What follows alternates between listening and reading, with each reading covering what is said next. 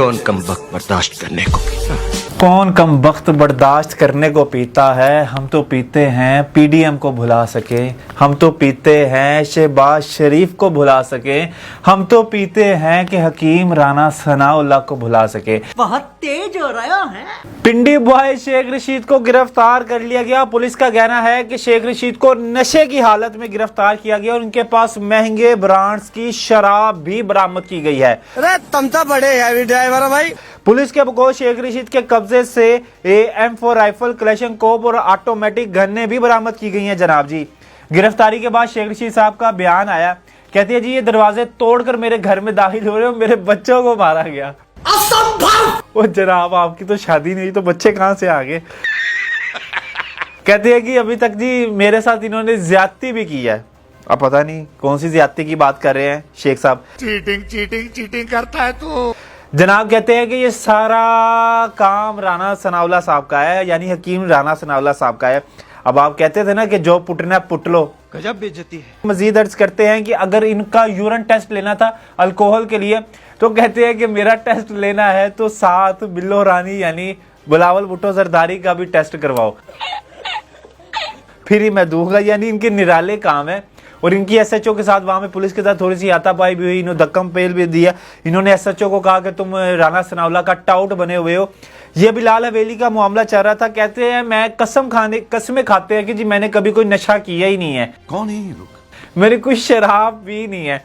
और जाहिर सी बात है वो सिगार भी नशे की सूरत में ही आता है। और अल्लाह रसूल की कसमें खा रहे थे, काबे की कसमें खा रहे थे कि मैंने कभी कोई नशा ही नहीं किया। और हाथ में सिगार पकड़ के कह रहे हैं कि मैंने कभी कोई नशा ही नहीं किया। जोर जोर से बोल के लोगों को स्कीमें बता दे। अल्लाह ही जाने। ये सारा मामला हो और अपने कप्तान डट के खड़ा है, कप्तान अपना बहादुर कप्तान, और अपने नियाजी साहब पीछे रह जाए, ऐसा तो हो ही नहीं सकता।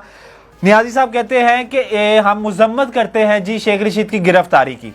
और दूसरा कहते हैं कि इतना फजूल निगरान सेटअप हमने कभी नहीं देखा, हमने तारीख में कभी इस तरह का सेटअप नहीं देखा निगरान सेटअप के जो आकर अपनी मनमर्जियां करे, हमें सड़कों पर आने के लिए मजबूर ना किया जाए।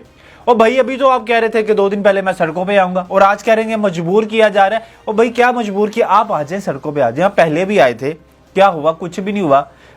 थोड़ी सी आवाम आपके साथ निकली थी, आप फिर आप सड़कों पे आके अपना शौक पूरा कर लें। और शेख रशीद साहब कहते थे कि हथकड़ी हमारा ये है, जेवर है, और जेल हमारा महबूबा है, मौत हमारी महबूबा, इस तरह का वो कोई डायलॉग मारते थे।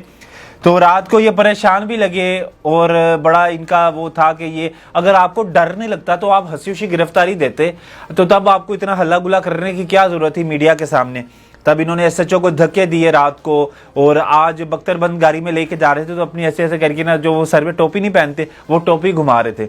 अब ये पता नहीं टोपी घुमा रहे थे कि टोपी वाकई घूम रही थी इनकी, अल्लाह ही बेहतर जानता है अब क्या ये लोग हैं। अब देखते हैं शेख रशीद साहब के साथ क्या ये मामला करते हैं, क्या उनके साथ सलूक करते हैं। फवाद चौधरी साहब तो रिहा होकर घर चले गए, तो उनको भी काफ़ी इस मामले में फेम मिला गिरफ्तारी के बाद। हमारे यहाँ भी है कि कोई गिरफ्तार होता है तो मशहूर हो जाता है। तो ये ना हो कि हर बंदा गिरफ्तारी का ही दुआ करता रहे कि हम 2-4 दिन अंदर रहें ताकि हम मशहूर हो जाए। तो उसके बाद अब शेख रशीद साहब को अब अदालत में पेश किया जाएगा। अल्कोहल का उनका टेस्ट देने से उन्होंने मना किया, चीखो पुकार कर रहे थे कि मैं टेस्ट नहीं दूंगा, यूरिन टेस्ट नहीं दूंगा।